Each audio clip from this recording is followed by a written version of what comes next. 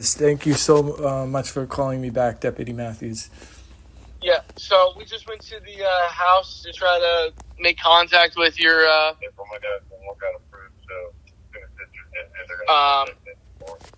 And the family members that were there, they said that is it your grandmother or your niece?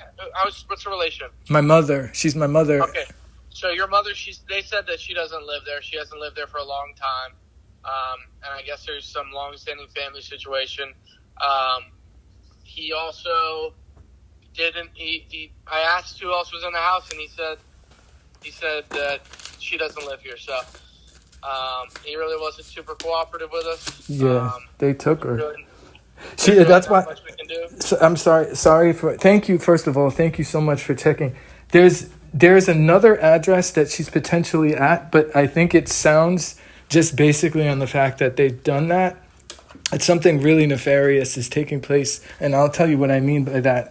There's a court order by the judge. It was ordered by the judge that they were not allowed to remove my mother from my home, and they did so despite the order.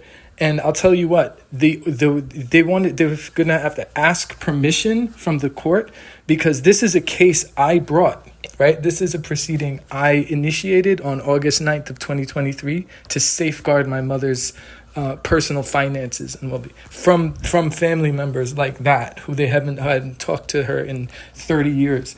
I come to find out that they removed her from the home. We had wellness checks done, and then finally I had an officer last week go to the front door, and she's definitely not there. And the issue is this: there was a violent physical history between my mother's older sister and that entire family, and against my mom. And there was a very specific reason why they were not supposed to remove her from the home is because she would be in danger. And I'm telling you, I literally have, I can play you guys recordings. I know, hopefully this is on the record. My other family members spoke to her from Florida, and she's in need of police assistance. She's losing weight. I have videos, even prior to this, where my mom was basically stating that somebody has to feed her, somebody has to take care of her. She's incapacitated, and what's happening is I think there's an effort to bring her back to New York because they know that what they did was wrong. But you have to remember something. She was taken on July 14th. It's just it hasn't been confirmed. That she actually was not there until just recently. Like I said, when they went and checked, because the entire time, the officer was saying yes. Someone came to the door. It was like an older woman. Turns out it definitely was not my mother. And like I said, the last time my mother had any sort of correspondence with these people, they were in a physical fight. My mother was pushed from a moving vehicle. And I'm very worried my mother wasn't calling me back. I'm like, this is weird. There should be no reason why they would state she's not there, she hasn't lived there, and yet she's not at my house. She's not home. And again, there's videos. I have pictures of the Winnebago when they came. I have friends on the block that took pictures of it. It's the license plate number and everything. I could forward that to you. They were there on July 14th.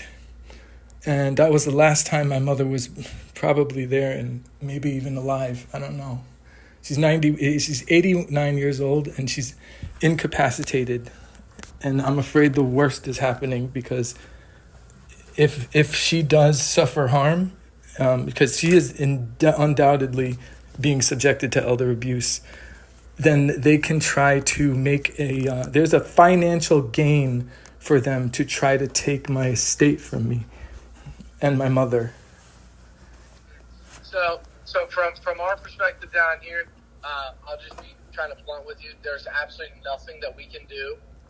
If he knew exactly if he knows that we're not allowed to go into his house and search for your mother. And he tells us at the front door, she's not there. We cannot force ourselves inside. Literally all we can do is you can shut the door in our face just like you did today.